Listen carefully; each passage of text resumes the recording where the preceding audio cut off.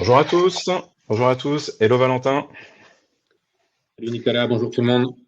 Bonjour, bienvenue sur ce webinaire. Peut-être avant de commencer, je vais poser la question sur le chat. Est-ce que vous nous entendez bien?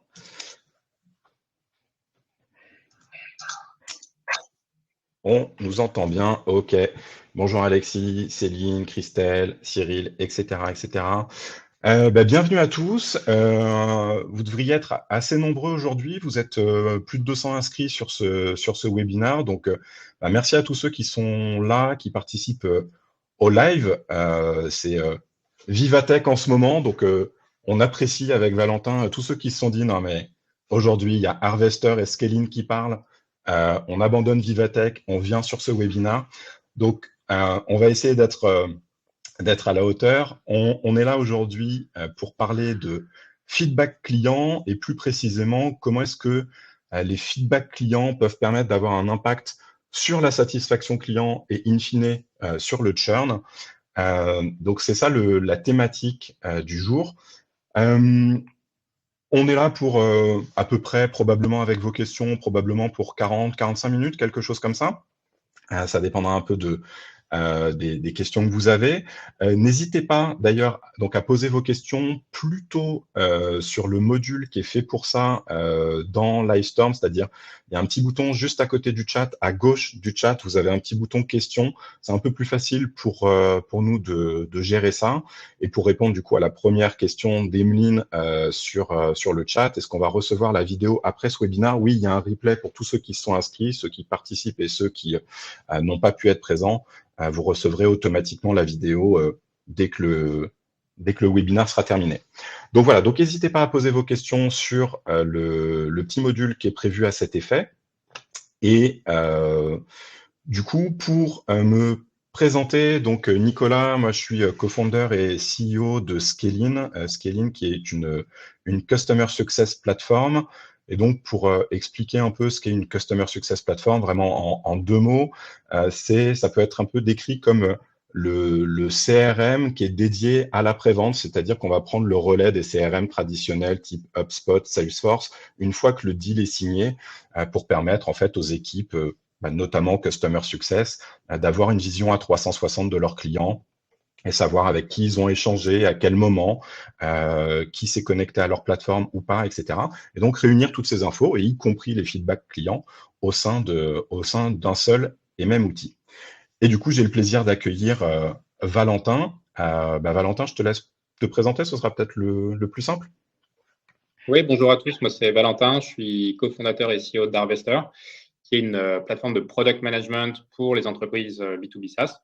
Donc nous, ce qu'on fait, c'est qu'on aide ces entreprises à construire et piloter la roadmap pour développer les meilleurs produits et on s'intéresse particulièrement au sujet du feedback client, du feedback produit, de comment les équipes, justement, Customer Success et produits peuvent mieux travailler ensemble pour faire en sorte que ce feedback serve à développer les bonnes features et les bons produits.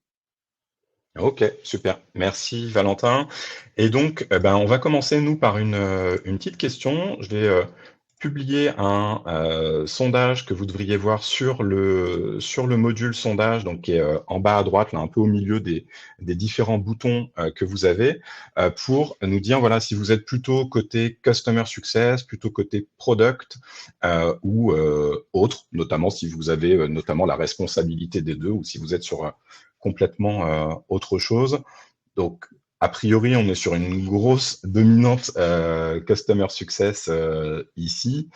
Donc, on va vous laisser continuer à répondre. Et en attendant, je vais vous présenter l'ordre du jour qu'on a imaginé avec Valentin. Donc, on va parler essentiellement de 5 sujets autour donc du feedback client. Le premier sujet, ça va être l'importance du feedback client pour le produit, pour développer un bon produit, pour reprendre le terme qu'utilisait Valentin. La deuxième chose qui est hyper importante, c'est quels sont les challenges qui sont liés en fait au traitement de ces feedbacks. Voilà, donc Valentin vous parlera de tout ça. Comment est-ce qu'on organise finalement cette remontée de feedback pour faire en sorte qu'elle fonctionne bien, qu'elle soit efficiente? Et une fois qu'on a cette remontée de feedback, comment est-ce qu'on gère une feedback loop efficace, que ce soit en interne ou en externe, c'est-à-dire par rapport à ceux qui nous ont fait les demandes, que ce soit des clients, que ce soit des prospects, que ce soit des salariés, comment est-ce que le produit peut communiquer derrière par rapport aux équipes. Et enfin, on parlera de l'impact du feedback sur le business et notamment l'impact que ça peut avoir sur le churn. Donc voilà globalement le programme. Et puis du coup, Valentin, je te laisse attaquer par l'importance du feedback. Est-ce que tu peux nous dire, voilà, d'après toi, quelle est l'importance du feedback en product management notamment? Oui, c'est parti. Donc, pourquoi on voulait vous parler de feedback aujourd'hui? Parce que c'est particulièrement important à la fois pour les équipes produits et pour les équipes Customer Success. Ça rentre vraiment dans leur quotidien et ça fait partie des priorités. Et en fait, le feedback, c'est aussi ce qui fait le lien entre le produit d'un côté et le Customer Success de l'autre, parce que ces deux équipes collaborent de façon quotidienne autour du feedback pour améliorer le produit, accompagner les clients dans l'usage du produit. Donc, c'est vraiment ce qui permet à ces deux équipes de travailler ensemble et d'avancer aussi vers des objectifs communs, qui sont des objectifs business d'entreprise, à savoir donc réduire le churn, augmenter les revenus. Et donc, on va voir aujourd'hui comment on peut utiliser cet outil qu'est le feedback pour arriver à atteindre ces objectifs-là. Donc, plus précisément, côté produit, équipe produit, product manager, le feedback, ça sert à 4 choses principalement. La première chose, c'est identifier des nouveaux problèmes sur lesquels on va travailler, donc des nouveaux besoins utilisateurs auxquels on va pouvoir répondre à travers des nouvelles fonctionnalités. Le deuxième point, c'est prioriser, donc prendre des décisions pour son backlog, soit des améliorations continues, soit à plus haut niveau, construire une roadmap trimestrielle, par exemple. On va pouvoir regarder, par exemple, quels sont les sujets qui remontent le plus à travers les feedbacks pour prendre des décisions derrière. Le troisième point, c'est construire les bonnes features. Donc, une fois qu'on a identifié côté produit des problèmes sur lesquels on va travailler, des besoins sur lesquels on va travailler, les verbatim clients qui arrivent à travers le feedback, c'est ce qui va servir à comprendre en fait quel est exactement le besoin et derrière, quelle est la bonne solution, la bonne fonctionnalité qui va permettre de répondre à ce besoin. Donc, c'est vraiment un outil, le feedback, qui est utilisé tout au long du cycle de développement produit, y compris donc jusqu'à la dernière étape qui est une fois qu'une fonctionnalité est sortie, fonctionnalité qui peut venir d'ailleurs de feedback client ou pas. Le feedback qu'on va avoir par rapport à cette fonctionnalité va permettre de valider l'impact de la fonctionnalité, de voir si ça a bien répondu aux besoins et de reboucler la boucle avec justement le début, donc de réidentifier des nouveaux problèmes, d'améliorer la feature et de la faire évoluer.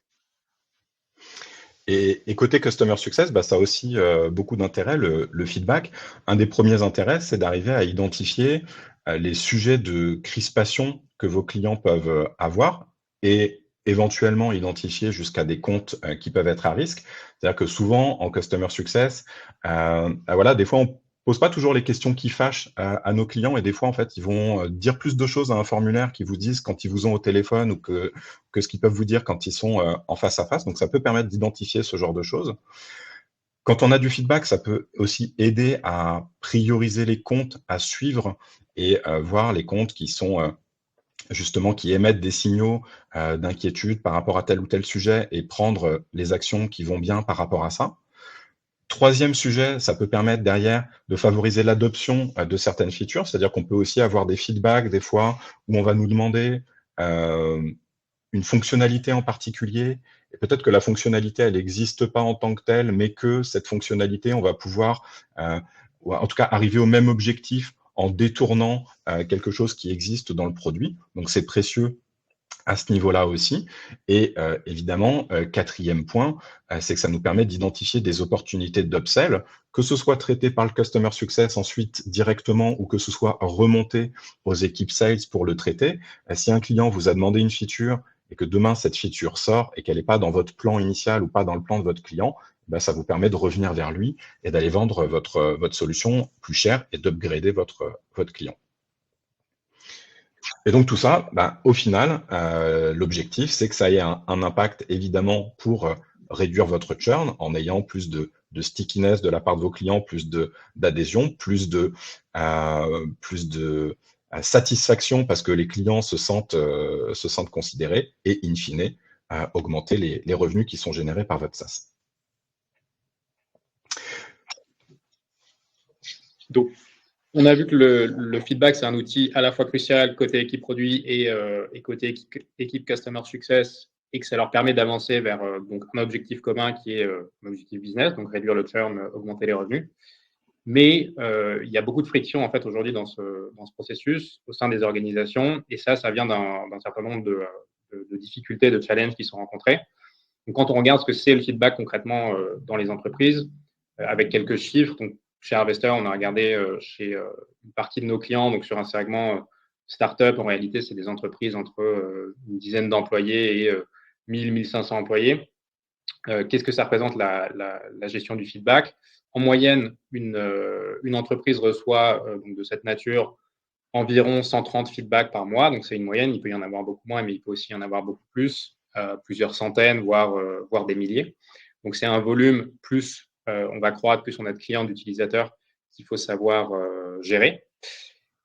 Il y a un certain nombre de canaux aussi à travers lesquels ce feedback arrive. Et pareil, plus on grossit, plus on a d'équipes, plus on a de clients et d'utilisateurs, plus ce nombre de canaux va augmenter.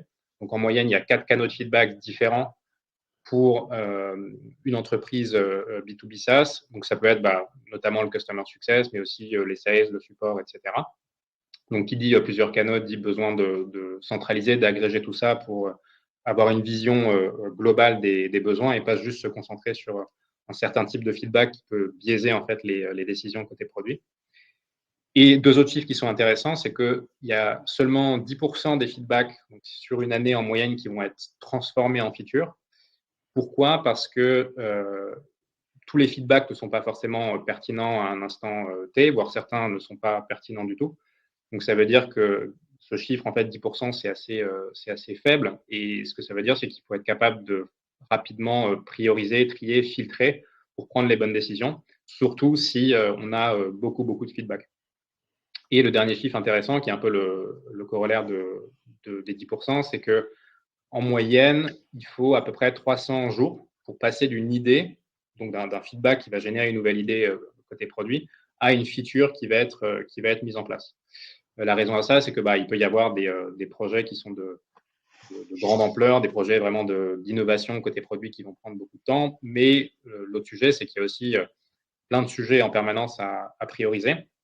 Et donc, le temps de prendre ces bonnes décisions, le temps de faire de la recherche utilisateur, le temps de prioriser justement un feedback et une idée, ça peut s'écouler sur quasiment en fait une année, encore une fois, en moyenne.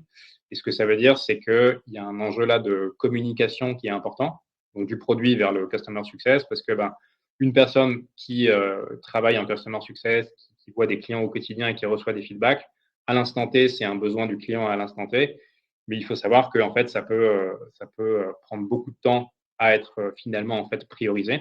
Donc là, il y a un enjeu de comment les équipes produits communiquent par rapport à ça, par rapport au traitement du feedback, depuis le moment où c'est traité justement et priorisé jusqu'au moment où effectivement la fonctionnalité va sortir, parce que ce temps en fait peut être très long et il ne faut pas laisser les équipes Customer Success et encore moins le client dans le flou. Donc là-dedans, dans ce processus de gestion de feedback, à la fois sur la collecte et sur l'activation du feedback, le CSM a un rôle essentiel. Et en fait, nous, on l'a vu dans une étude qu'on a faite l'année dernière sur les pratiques de product discovery au sein des équipes produits. Donc, la product discovery, pour résumer, c'est on va dire la phase de recherche utilisateur. Et donc, dans cette phase-là, le Customer Success est en fait la troisième équipe, le troisième département qui est impliqué après le produit et le design, qui pour le coup sont des équipes purement produits justement. Et ça montre bien que c'est donc un département, une fonction qui est essentielle pour capter le feedback client et pour participer à l'amélioration du produit. Et la raison, c'est assez simple, c'est que en tant que Customer Success, on parle à des clients quotidiennement. On travaille longuement sur justement leurs besoins, comment ils adoptent le produit, comment ils arrivent à atteindre leurs objectifs grâce au produit. ce qui est moins le cas en fait d'autres départements, et notamment par exemple les commerciaux qui, eux, ne travaillent pas avec des clients, ils travaillent plutôt avec des prospects, où on peut avoir un contact, quelques contacts, mais ensuite ça va s'arrêter. Donc c'est très différent. Donc voilà, le Customer Success, peut-être aussi avec le support, est vraiment directement impliqué dans cette phase de recherche. Et donc c'est pour ça qu'il faut avoir non seulement une bonne compréhension de ce que c'est que, par exemple, un bon feedback, mais aussi que la collaboration entre le Customer Success et donc le produit, et même aussi le design, se passe de la façon la plus fluide possible. Donc, si on rentre un peu plus en détail dans les difficultés qu'on rencontre aujourd'hui sur la gestion du feedback, alors côté équipe produit, ce qu'on entend souvent, c'est que le feedback qui remonte du Customer Success est mal qualifié. C'est-à-dire qu'on peut avoir parfois, le client veut ça, veut, je sais pas, un dashboard. Moi, si je reçois ça à côté produit, pour peu que j'ai un dashboard déjà dans mon produit, ou si j'en ai pas, c'est assez difficile de l'exploiter en fait pour pouvoir derrière comprendre le besoin, identifier vraiment un problème et développer une fonctionnalité. Donc, il y a un effet un peu liste de courses parfois, en tout cas c'est tel que c'est perçu par l'équipe produit, qui ne permet pas en fait d'actionner directement ce feedback-là. Donc ça, c'est un premier sujet. Le deuxième sujet, c'est des feedbacks, des demandes. Donc il peut y en avoir, comme dit, plusieurs centaines à traiter par mois. Donc la question, c'est comment on priorise toutes ces demandes les unes par rapport aux autres. Un feedback en tant que tel, ça ne dit pas grand-chose. Un feedback plus un client, quel est le client, quel est le poids du client pour nous, quel est notamment son risque potentiel de churn, ou est-ce que c'est un client qui a déjà churné, etc. Tout ça, en fait, c'est des informations qui sont essentielles pour qualifier le feedback et qui vont aider dans la priorisation. Et c'est souvent quelque chose que les équipes ont du mal à faire.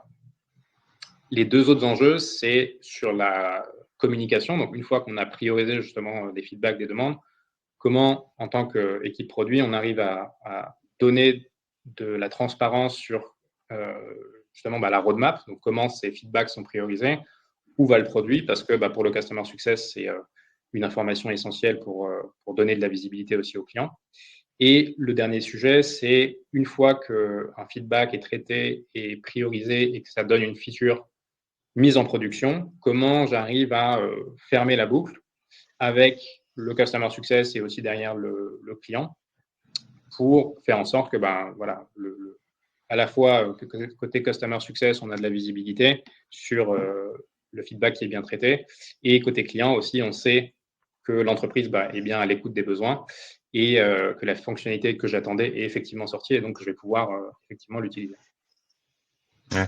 Et tout ce que tu dis, en fait, c'est hyper vrai. Et c'est vrai que si on se met côté Customer Success, on voit bien effectivement qu'il y a des choses qui vont être des fois en décalage, ou une incompréhension potentielle qu'il peut y avoir avec le produit. C'est-à-dire qu'effectivement, comme tu disais, le produit peut avoir l'impression que le feedback est mal qualifié.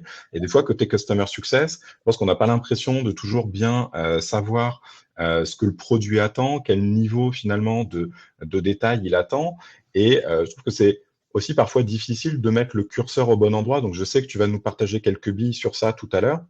Mais moi, je suis passé dans des boîtes où on nous disait, OK, en fait, pour faire un feedback, il faut que tu estimes l'impact, il faut que tu estimes ce que ça va nous apporter en MRR, enfin, quelque chose qui était impossible en fait à gérer côté Customer Success. Donc, en tout cas, effectivement, il y a une question d'harmonisation, je pense, de process, pour bien comprendre ce qu'est un bon feedback et faire en sorte que le success puisse faire des feedbacks efficients. Deuxième chose, c'est vrai que si on est assez objectif, souvent, je pense côté Customer Success, on a parfois un peu de mal à prioriser le feedback, c'est-à-dire que au moment où un client va nous demander quelque chose, souvent au Customer Success, on est plutôt un peu empathique avec nos clients, etc. On comprend bien le problème qu'ils ont, etc. Et donc, en fait, on a l'impression que tout est urgent et qu'il faudrait tout faire tout de suite, etc. Donc, des fois, on a du mal à prioriser justement ces fameuses demandes, et identifier où finalement mettre l'effort, c'est-à-dire est-ce que c'est un client qui a un vrai risque si on ne le fait pas? Est-ce que c'est un client qui pèse lourd dans notre MRR, ou est-ce que finalement c'est un petit client qui a un petit besoin, etc. Donc ça, c'est quelque chose qui est important qui va être important d'estimer à côté Customer Success.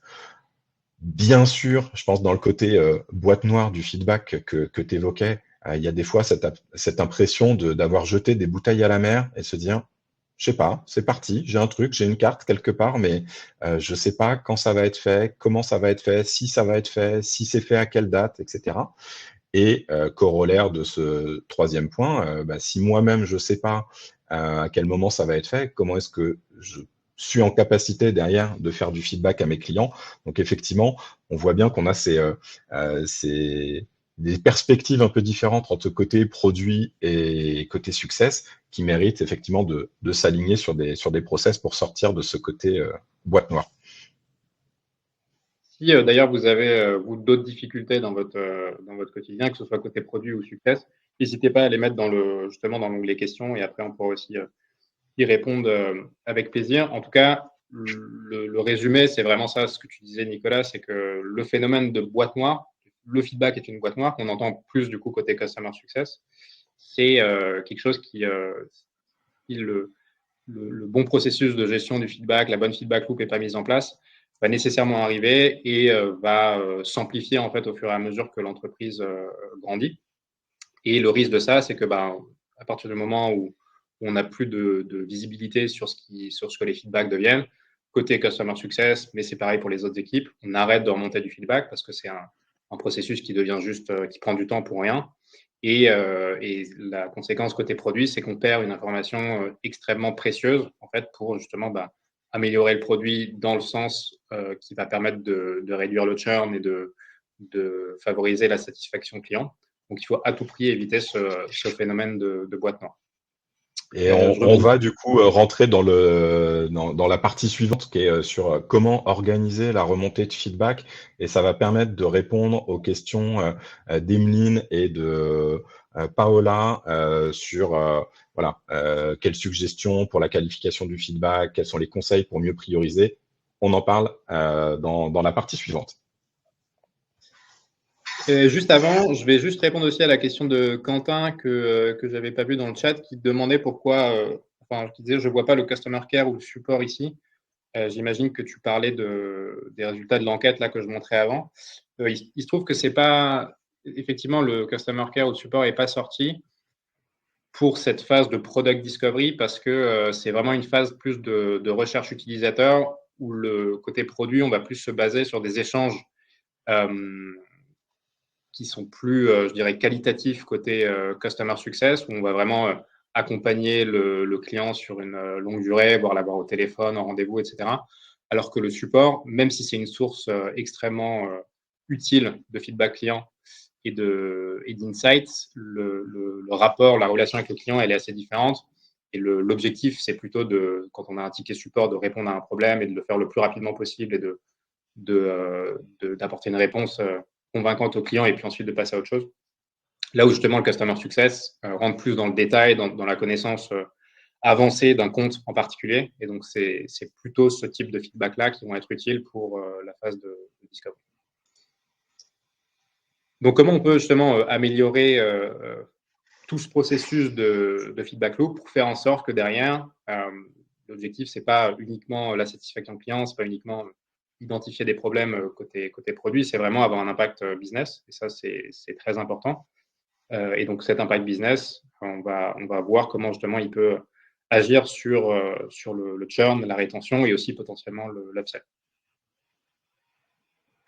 Donc, la première des choses, c'est comment capter un maximum de feedback pertinent. Donc, pour justement ces signaux de churn. Alors, il y a à la fois le churn potentiel, donc avant que ça arrive, qu'on peut capter côté Customer Success, justement, dans le suivi des comptes clients, sur des revues trimestrielles, par exemple, mais aussi sur des tickets support. Donc, ça peut être les tickets support traités par le support, mais côté Customer Success, ça a un intérêt aussi d'avoir un suivi justement de ces tickets pour les comptes dont on s'occupe.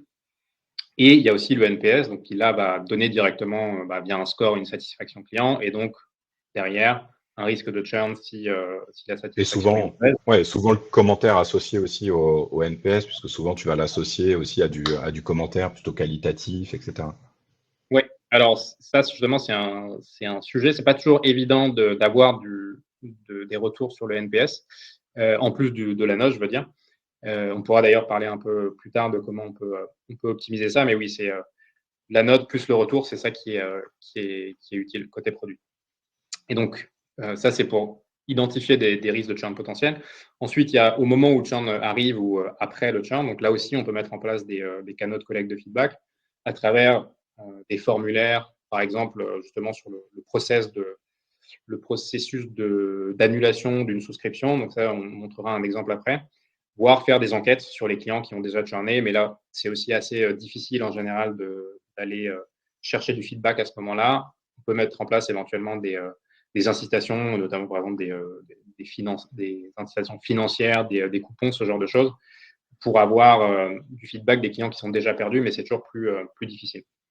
En tout cas, plus on arrive à identifier ces différents canaux et à créer justement un canal de collecte, plus on va avoir derrière de matière côté produit pour travailler sur ça et empêcher les prochains clients de churn.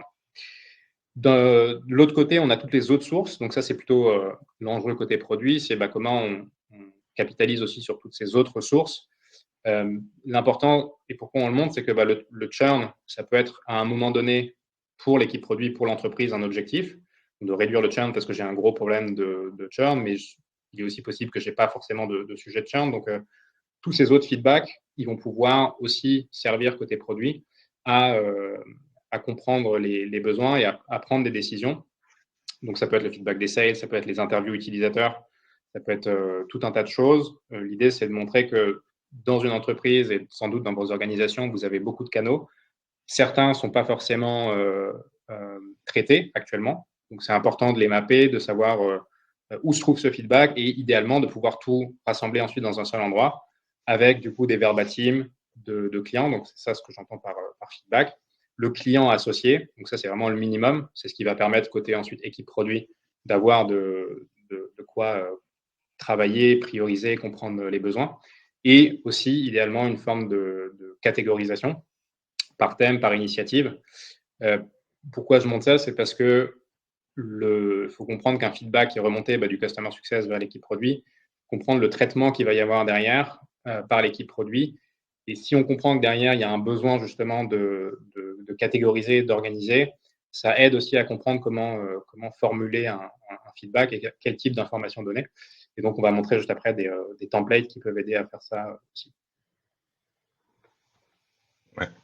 Merci. Et du coup, comment est-ce qu'on peut remonter ces différents feedbacks?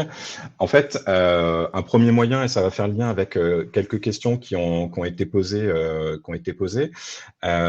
l'objectif, ça va être d'arriver à automatiser la collecte de ces feedbacks. Et un moyen de le faire, c'est par exemple de mettre en place, alors soit des workflows dans votre CRM, soit ce que nous on appelle des playbooks dans une Customer Success Platform, pour en fait agir finalement à deux grands types de moments. Les premiers moments, ça peut être des moments qui sont des moments cycle de vie. Voilà, c'est 3 semaines après le début de l'onboarding, ou c'est à la fin de l'onboarding, ou c'est quand le client passe de tel stade à tel stade, ou que je suis à 1 an depuis la signature du contrat. Donc bref, je vais avoir comme ça différentes phases dans mon cycle de vie selon comment vous travaillez. Donc ça peut être intéressant de venir le questionner comme ça à différents moments de son existence, notamment voilà au travers d'enquêtes NPS ou ce genre de choses. Je te rejoins, Céline, sur le fait que les retours sur le NPS peuvent être mitigés parce que tu vas avoir que 15% de taux de réponse. Mais en tout cas, ce qui est une bonne pratique, me semble-t-il, c'est de le faire de façon automatique, systématique, à des moments définis du cycle de vie pour que la collecte soit faite finalement à peu près de la même façon au fil des mois et que vous puissiez derrière exploiter ce feedback de façon pertinente, voir vraiment des tendances, etc. Parce que si vous interrogez jamais les clients de la même façon, ce sera difficile d'en tirer des enseignements. Donc, première façon, c'est ça, c'est de l'automatiser en fonction du cycle de vie. Et la deuxième chose, ça peut être de le faire en fonction du comportemental. C'est-à-dire que vous voulez collecter du feedback sur une feature que vous venez de lancer, et au moment où votre client va utiliser la feature pour la première fois ou qu'il a atteint certains seuils d'usage de cette fonctionnalité, à ce moment-là, vous pouvez lui demander du feedback qualitatif sur cette fonctionnalité pour permettre d'améliorer votre produit. Donc voilà, mais l'objectif en tout cas, c'est d'automatiser tout ça à travers un outil. Toi, tu avais un exemple d'ailleurs de ce que vous faisiez chez Harvester en termes de mail automatique. Ouais, je vais juste répondre à une question avant parce qu'elle est importante pour aussi éventuellement pour la suite. Donc c'est Sandrine qui demandait ce que j'entends par initiative sur la catégorisation des feedbacks. Donc, quand je parle d'initiative ou d'opportunité produit, c'est un sujet sur lequel l'équipe produit va être amenée à travailler. Une initiative, ça peut être, je sais pas, améliorer telle partie du produit. Ça peut être une fonctionnalité bien précise. En tout cas, c'est un sujet sur lequel l'équipe produit travaille. Une idée de feature, c'est ça que je veux dire par initiative.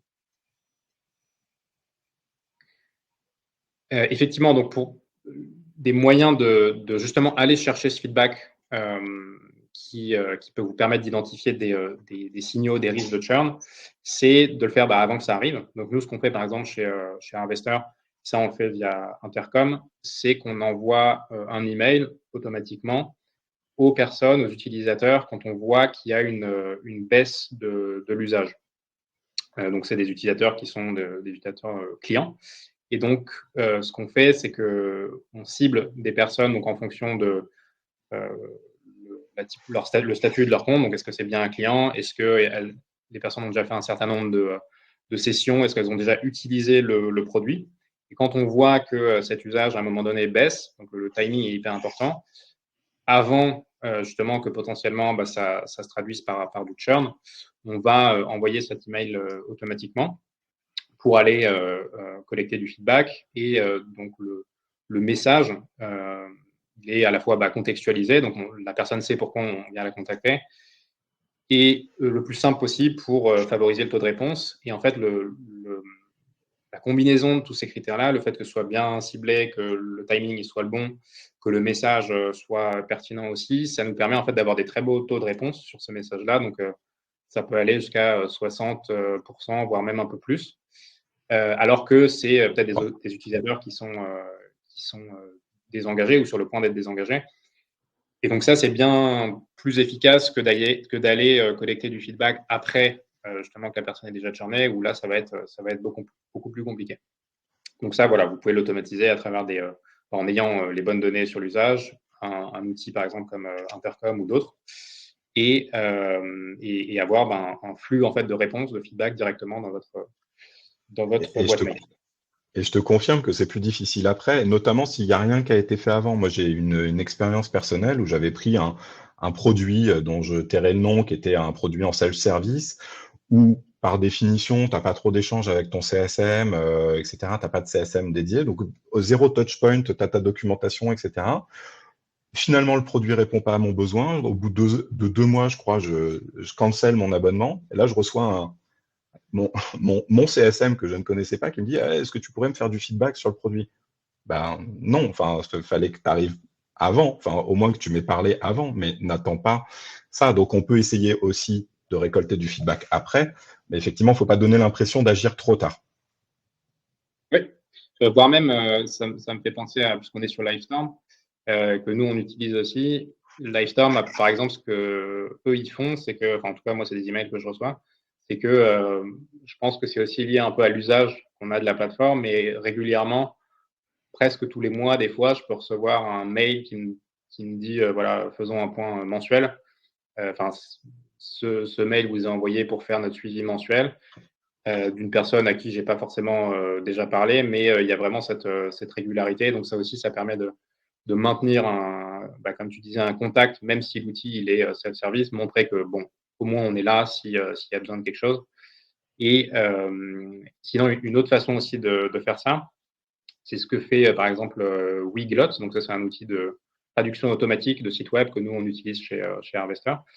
C'est d'aller collecter du feedback sur le churn au moment où ce churn va se produire. Donc, un peu trop tard, malheureusement, mais au moins la personne est encore dans votre produit. Donc, ça marche particulièrement bien si vous avez un outil qui est très self-service. Et donc, ce qu'eux, ils font, c'est qu'au moment où je vais aller chercher à annuler mon abonnement, tout à la fin, on me demande si, avant d'annuler, justement, j'ai un retour à partager pour l'amélioration du produit. Et ce qui est intéressant aussi, c'est que Excuse-moi, Ouais. vas-y, je te laisse finir. Non, oui, j'allais dire que ce qui est intéressant, c'est que je suis obligé de mettre ce feedback en fait le contenu là qu'on voit, la boîte texte, avant de pouvoir cliquer sur le bouton confirmer. Et donc ça permet de vraiment inciter la personne, de toute façon, au moment où elle va annuler son abonnement, l'inciter vraiment à donner ce feedback-là. Et ils en font quelque chose derrière, c'est-à-dire que Weglot, pour le coup, bon, nous, on a utilisé et arrêté parce qu'on a décidé de construire notre blog version anglaise en interne, mais ça reste une très bonne solution, Weglot. Et donc, quand on a cancel, on a indiqué le pourquoi du comment, et derrière, on avait été recontacté, nous avait dit, mais en fait, si, vous auriez pu faire comme ça, etc. Donc, en plus, voilà, il y a cette notion de feedback loop que tu vas évoqué ensuite, qui avait été très bien géré. Et en fait, le, c'était une belle fin d'une certaine façon. En tout cas, même ton dernier feedback est vraiment pris en compte et tu as un retour par rapport à ça. Oui. Et l'expérience d'ailleurs d'annulation tout court est très simple, très fluide aussi chez Weglot. Donc c'est ce qui fait qu'aussi à la fin, là, quand j'arrive là, je suis prêt à donner un feedback parce qu'on n'a pas essayé Oui, de c'est le seul cacher le truc qu'on feu. te demande en fait. C'est ça, on n'a pas essayé de m'en empêcher. Entre guillemets, l'expérience de churn est réglo, ce qui n'est pas toujours le cas. Donc voilà, c'est aussi une bonne pratique pour pouvoir capter du feedback justement au moment où on churn. Ensuite, sur les feedbacks donc, qui peuvent remonter justement des échanges que les équipes Customer Success ont avec les clients, ce qui est très important à la fois pour le Customer Success mais aussi pour le produit, c'est pouvoir structurer vraiment les feedbacks qui sont remontés. Donc, ce que je disais au début, pour éviter que ce soit trop bref, trop orienté, juste le client veut ça et c'est tout. Et nous, on a regardé un peu chez nos clients quelles étaient un peu les bonnes pratiques pour mettre en place ce genre de template. Donc, je dirais là, c'est le template un peu minimum pour pas que ce soit pénible pour le customer success de remonter des feedbacks et trop long. Et en même temps, pour que ce soit exploitable pour l'équipe produit et pas qu'il y ait en fait un aller-retour à chaque fois sur qu'est-ce que tu as voulu dire, c'est quoi un peu vraiment le besoin derrière et éviter voilà, de perdre du temps à ce niveau-là. Donc, c'est trois choses assez simples. Ouais. Et ouais, il y en a une qui est simple, mais qui est importante, c'est quand tu dis effectivement de décrire le problème que le client rencontre. C'est-à-dire que trop souvent, le feedback que tu vas avoir, c'est on a besoin du bouton rouge. Non, explique-moi pourquoi le client a besoin du bouton rouge, parce qu'en fait, c'est peut-être pas un bouton rouge qui sera la meilleure réponse à son problème. Donc, essaie de creuser le problème et de décrire le problème. Ça, c'est quelque chose qui est hyper important. Ça paraît très trivial en le disant. Et je pense que dans 9 cas sur 10, on a une demande de feature et pas l'explication d'un problème. Donc, c'est, je pense, important d'enfoncer le clou sur ce point, sur ce point-là. Ouais, et l'idée du template, c'est de à la fois avoir le langage du client, qui est aussi celui naturellement du customer success. Donc, le client, voilà, demande ça. Souvent, ça va être une solution déjà toute faite. Mais derrière, de faire l'effort en fait de le traduire en langage produit, parce que le produit, lui, travaille davantage sur des problèmes qui peuvent justement permettre de répondre à plusieurs demandes en même temps. Et le fait de faire en fait cet effort-là, côté Customer Success, ça implique aussi de faire cet effort-là côté client, parce que une fois qu'on met en place ce genre de template, quand le client demande ça, côté Customer Success, le réflexe, ça va être de dire mais pourquoi vous voulez ça? Et souvent, en fait, on se rend compte que, enfin souvent, en tout cas, ça permet parfois de se rendre compte que le client demande quelque chose qui, par rapport à ce que tu disais au début, Nicolas, peut-être existe déjà dans le produit ou peut-être qu'il y a déjà une façon de le faire dans le produit. Et donc, le fait de passer par qu'est-ce que tu cherches à faire, c'est quoi ton problème, permet parfois en fait d'éviter justement même d'avoir un feedback à remonter et de dire en fait, si c'est ça que tu souhaites faire, en fait, tu peux le faire de cette manière-là. Et si ce n'est pas le cas, derrière, c'est une information vraiment qualitative pour le produit parce que ça permet d'avoir plus de contexte sur le besoin et la demande du client. Et donc, le troisième champ important de ce template, c'est d'avoir une priorité. Donc là aussi, c'est une information que seul le Customer Success peut avoir au moment où on parle au client. Parce que dans l'échange, on sait si justement la demande, le besoin peut impliquer un risque de churn, si c'est vraiment quelque chose de nécessaire, mais qu'il n'y a pas de risque de churn derrière, ou si c'est tout simplement quelque chose d'un peu accessoire. Donc ça, ce n'est pas une information que le produit pourra avoir facilement, sauf à aller derrière reparler au client. Donc, autant l'avoir dès le départ quand le feedback est remonté. Donc ça, c'est un peu le template essentiel de base. Et ensuite, on peut ajouter d'autres choses, plus de contexte sur voilà, quelle feature est concernée, par exemple, quelle partie du produit est concernée par le feedback, et d'autres informations dont on va voir que certaines peuvent être automatiquement en fait, attachées au feedback, notamment des informations sur le client. Ça marche. Donc, ces Du coup, comment est-ce informations, que côté produit, après, comment est-ce que tu qualifies ces différents feedbacks une fois que les formulaires ont été correctement remplis? donc côté produit, idéalement, on a besoin, en plus du feedback, d'informations sur le client pour pouvoir derrière prioriser. Et justement, pour pouvoir reboucler avec ce sujet du churn et de savoir en fait où est-ce qu'on a des gros risques de churn. Et donc ça passe par associer un feedback à un client. Un feedback tout seul, ça n'a pas beaucoup d'intérêt. Par contre, savoir quel est l'utilisateur, de quelle entreprise, et derrière pouvoir dire cette entreprise, ça vaut tant en revenus pour nous. Voir, voilà, on a le client, il a un score de santé de temps. Le dernier NPS, c'est ça. Donc, tout un tas de données que vous pouvez aller ajouter au feedback en fonction de ce qui est important pour vous, de ce que vous mesurez chez vous. Et ça, le fait de qualifier le feedback de cette façon, ça a beaucoup de valeur côté produit parce que ça permet plus facilement justement de prioriser, de prendre les bonnes décisions. Un feedback tout seul, Pour ça n'a pas mesurer beaucoup de... l'impact. Voilà, pour mesurer l'impact potentiel sur le churn, sur aussi potentiellement les sales, etc. Mais là, ce qui est important, c'est vraiment de créer votre propre système de priorisation et de qualification du feedback pour que ce soit pertinent pour vous. Si vous arrivez à faire ça, derrière, donc pour reboucler avec ce sujet de tout centraliser au même endroit, ça permet d'avoir une vision sur à la fois combien j'ai de feedback sur quel sujet en particulier. Donc là, c'est un exemple de l'écran de ce qu'on fait chez Harvester. Mais plus généralement, ce qu'il faut comprendre, c'est qu'un feedback tout seul, ça ne sert pas à grand-chose. Par contre, un feedback avec les métadonnées sur quel client, qu'est-ce que ça représente en tel de revenus, est-ce qu'il y a un risque de churn, est-ce que le client a déjà churné, c'est ça qui permet vraiment de répondre à des questions côté produit qui vont permettre de prioriser les initiatives qui vont avoir de l'impact business. Et donc, on va pouvoir, par exemple, savoir quelles sont les features les plus demandées sur un trimestre donné. Donc, c'est un premier niveau d'analyse. Et si on rentre ensuite dans le détail, on va pouvoir, par exemple, savoir quelles sont les opportunités avec le plus de revenus à risque. Et donc, ça, c'est si j'ai 10 clients qui me demandent telle fonctionnalité et que ces 10 clients représentent 50% de mon revenu, je vais peut-être avoir tendance à plus regarder que si c'est juste 10 clients qui représentent quasiment rien. Et troisième question, par exemple, à laquelle on va pouvoir répondre, c'est quelle feature manquante a déjà causé le plus de churn.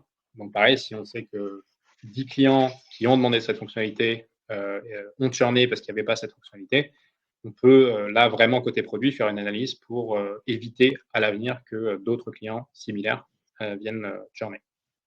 Après, il y a un petit truc pour peut-être pour compléter ça. Là, tu parles beaucoup effectivement des demandes et de l'impact. Nous, il y a aussi quelque chose qu'on essaye de faire côté scaling dans notre propre roadmap. C'est de dire, voilà, en fait, d'identifier aussi les quick wins, c'est-à-dire une demande client qui va être faite, qui en fait va être hyper facile à régler, qui en fait te demande pas beaucoup de dev, par contre va créer beaucoup de satisfaction de l'autre côté, et d'essayer d'identifier aussi ces trucs-là un peu au fil de l'eau pour essayer de les faire passer, j'allais dire presque un peu hors roadmap, tu vois, mais dans ta roadmap, arriver à prévoir un peu de temps pour, au fil de l'eau, faire partie des petits quick wins qui donnent le sourire à tes clients, quoi. Oui, et parfois un petit quick win peut avoir un gros impact aussi. Et c'est ce qui permet notamment le fait de savoir en fait quel client et où est-ce qu'il en est un peu dans son expérience permet de mieux prendre ce genre de bonnes décisions. Ensuite, la dernière étape, c'est fermer la boucle de feedback. Donc, une fois que le feedback il est créé, comment on arrive à communiquer côté produit sur ce que devient ce feedback pour éviter justement le phénomène boîte noire. Donc, le feedback, il y a en gros 4 grosses étapes. Le feedback est créé, il est traité par le produit. Ça ne veut pas dire qu'il est priorisé, mais en tout cas, il a été vu et traité.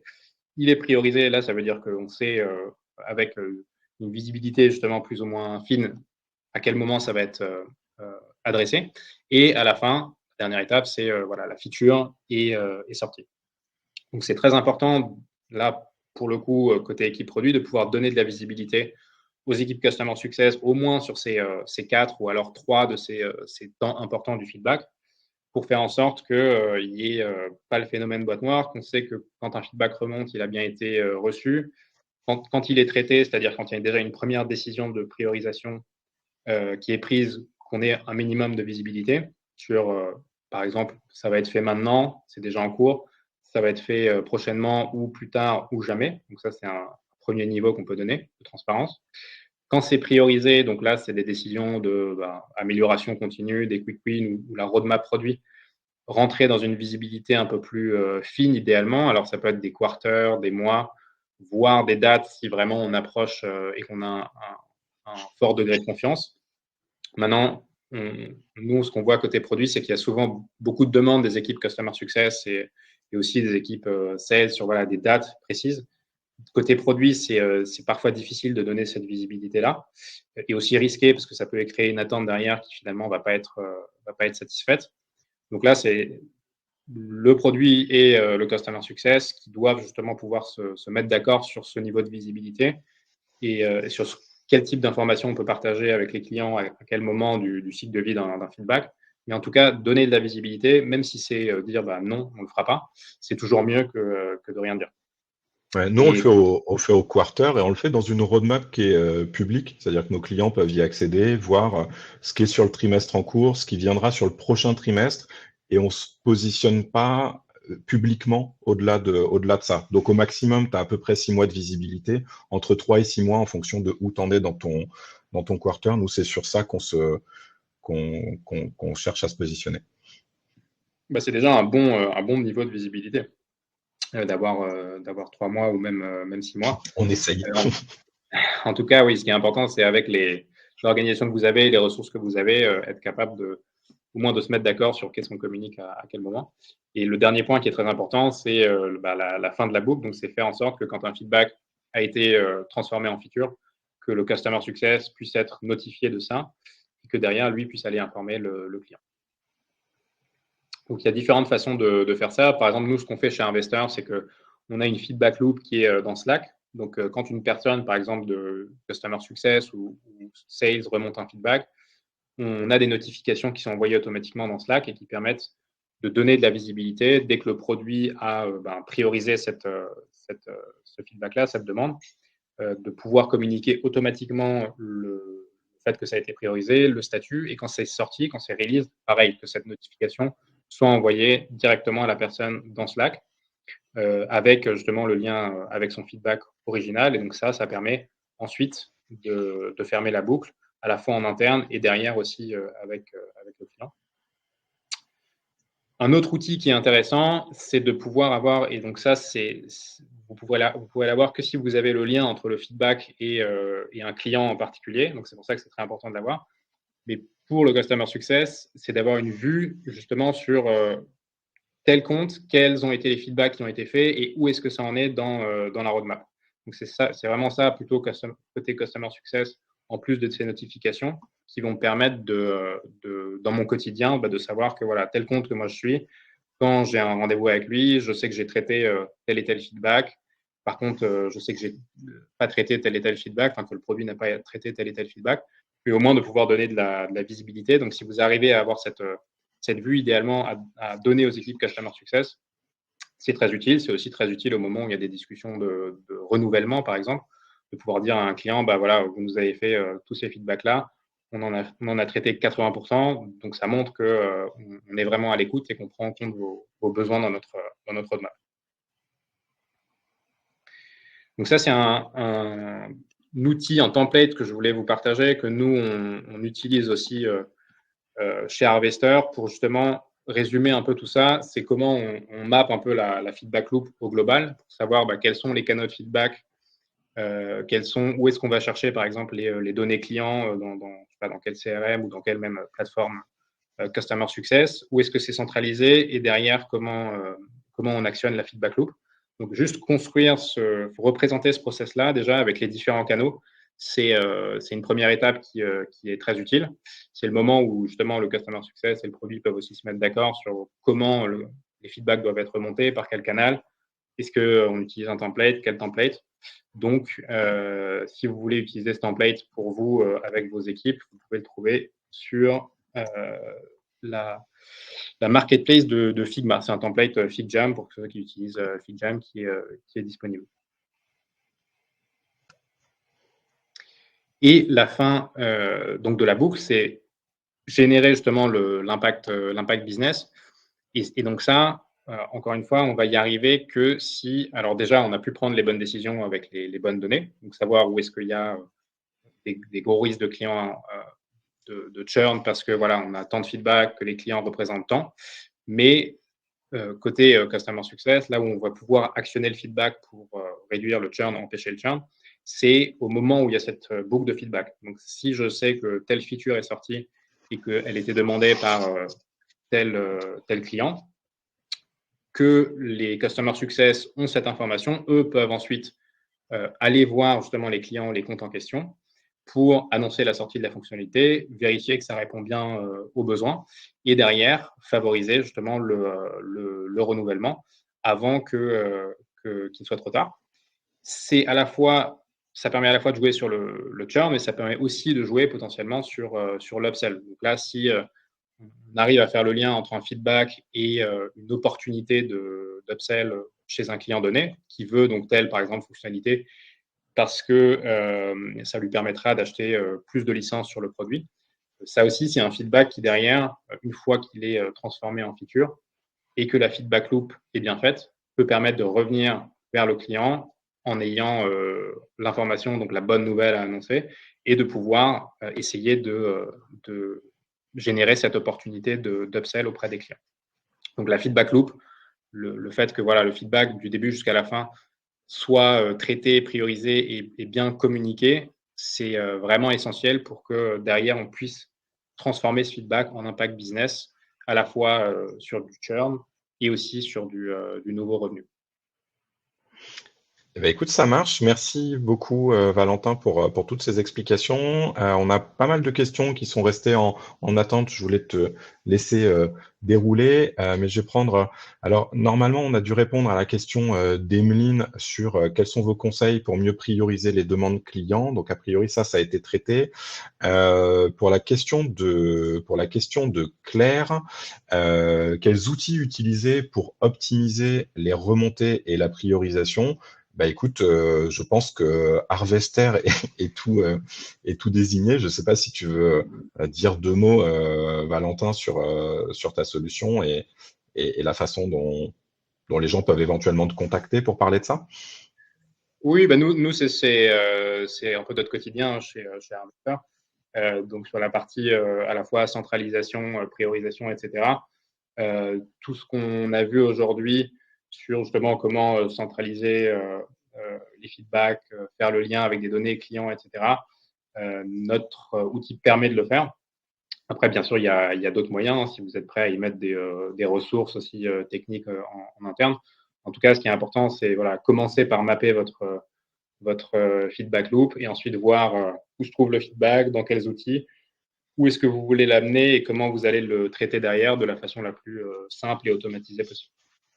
Oui, parce que j'allais dire, en fonction de effectivement votre maturité, vous pouvez faire avec des choses différentes. Peut-être que un jour, Scaling sera très heureux d'utiliser Harvester. En attendant, nous, on a créé avec des outils de marché, on s'est créé aussi une petite solution custom qui nous permet justement, et ça va faire le lien avec une question d'après, de créer notre roadmap public, de permettre à nos clients d'aller upvoter pour des features, etc. Donc, ça peut effectivement se faire soit avec des outils marché qui sont évidemment très bien pensés pour ça, soit à l'étape d'avant, le faire avec des solutions maison. Je vais peut-être prendre la question du coup qui fait le lien avec la question de Julien. Qu'est-ce que vous pensez des roadmaps publics? Et je te laisserai compléter, Valentin, parce que tu es mieux placé encore que moi sur le sujet. En tout cas, à titre personnel, très favorable au roadmap public. Pour moi, le seul danger par rapport à ça, c'est déjà de bien avoir deux roadmaps, c'est-à-dire que vous avez votre roadmap interne et dans cette roadmap interne, vous taguez, vous identifiez des cartes qui sont publiques et qui peuvent être vues de tous. Après, nous, on a fait le choix de ne pas la rendre 100% publique, notamment par rapport à des enjeux de concurrence, etc. On n'a pas forcément envie de raconter au monde entier ce qu'on va faire.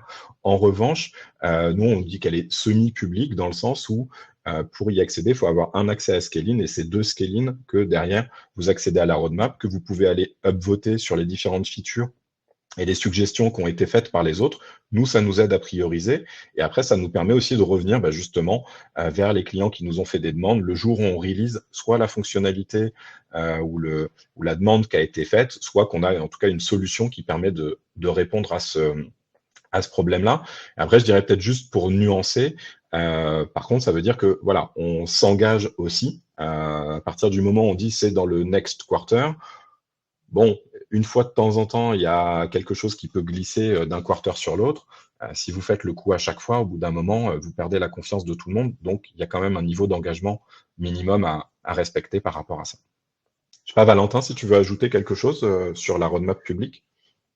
Oui, moi, ce que je peux ajouter, c'est qu'il y a certainement des industries où ça fait très sens, comme par exemple tout ce qui va être open source, où là, on a beaucoup de roadmaps publics, parfois même directement sur GitHub, où voilà, on a une communauté active, engagée, qui participe vraiment à la construction d'un produit, et donc il faut donner de la transparence. Après, quel est vraiment l'impact d'une roadmap publique sur le business, sur la compréhension des besoins côté client? Je n'ai pas forcément d'éléments tangibles là-dessus. C'est plutôt, moi, je vois ça plutôt comme un outil de communication qui sert à donner de la visibilité, qui sert aussi potentiellement à éviter, à peut-être mieux gérer certaines demandes qui peuvent être très récurrentes, et au lieu de, je sais pas, d'envoyer du coup un message au support, on va sur la roadmap publique et on voit que c'est déjà identifié, donc on va pouvoir par exemple mettre un vote. Après, côté produit, est-ce que voilà, il faut se fier sur les Ouais. votes pour prioriser? Au- C'est pas sûr. Au-delà du côté com, moi je dirais aussi oui le côté un peu des fois comme communautaire aussi, où Oui. tu as un peu voilà ce sentiment, en tout cas nous c'est ce qu'on cherche à créer, de créer une communauté d'utilisateurs qui peuvent voilà partager, remonter des feedbacks, retrouver ce que tout le monde dit au même endroit et voilà. Mais oui, noter pour l'impact business, effectivement, j'ai pas de bille non plus pour dire que ça permet de réduire le churn ou autre, si ce n'est que peut-être ça donne plus le sentiment d'être considéré. Et en tout cas, je pense que c'est la volonté de ceux qui font des roadmaps publics. Tu as une question côté produit, j'ai l'impression. Don qui nous demande est-ce qu'il est possible de générer des templates avec l'intégration Intercom? Par habitude, nous envoyons seulement les conversations vers Harvester. Donc, je pense que je vais te laisser Oui, répondre. effectivement, c'est une question très spécifique sur notre intégration avec Intercom. C'est pas des templates Harvester.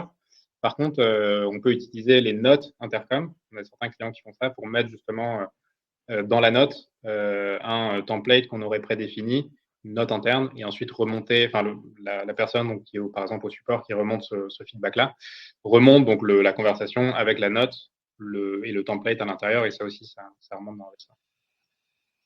Ok, ça marche. Merci. Alors, il y a d'autres questions qui apparaissent comme non répondues, mais je pense qu'ont été traitées dans le déroulé du webinaire. Je te laisse regarder aussi, Valentin, si tu vois une ou deux questions pour terminer, clôturer cette session. Est-ce que vous avez tendance à mettre en avant les feedbacks? Ça, c'est un sujet. Alors, je ne sais pas comment la mettre en avant. Ah, il faut d'abord fermer celle-là. Ah oui, ok, c'est moi qui. Vas-y, ça doit être bon.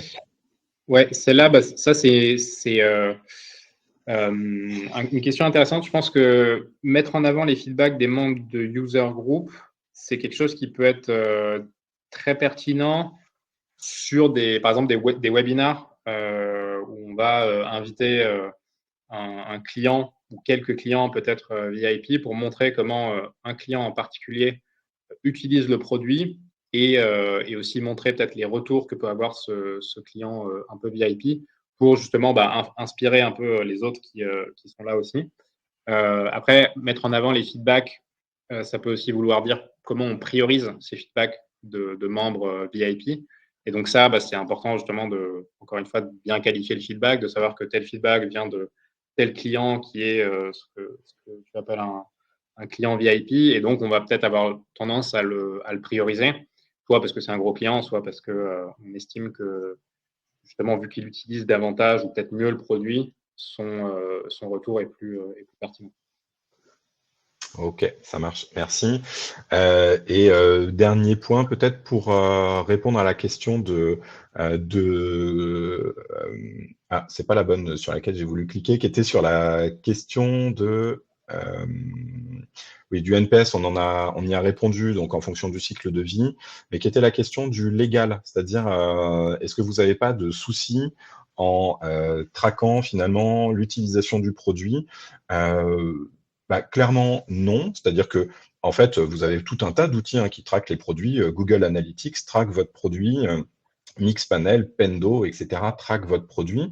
La différence dans une Customer Success Platform, c'est qu'éventuellement, on va faire ça à l'individu. Et généralement, en fait, ça dépend un peu de comment chaque client veut le gérer. Mais généralement, en fait, il va suffire de déclarer les plateformes que vous utilisez pour collecter de l'information de navigation et vous dites, bah voilà, moi sur mon application, j'ai des tags HubSpot, j'ai des tags Scaling, j'ai des tags Pendo, voilà. Et en fait, à partir du moment où votre utilisateur accepte vos conditions générales de vente, il est au courant que vous traquez des activités online et donc vous êtes tout à fait en conformité, notamment vis-à-vis de RGPD. Je pense qu'on a fait le tour des questions. Tu confirmes, Valentin? Ouais, merci Et pour toutes vos ben, questions. ouais, merci beaucoup pour vos questions. Merci Valentin d'avoir partagé toutes ces informations. Et puis bah, écoutez, on vous libère pour vos réunions de 15 heures. On se retrouve comme chaque mois, le mois prochain, pour un nouveau webinar. Merci à tous. Merci Nicolas, merci tout le monde. Bon après-midi. Merci Valentin. Ciao.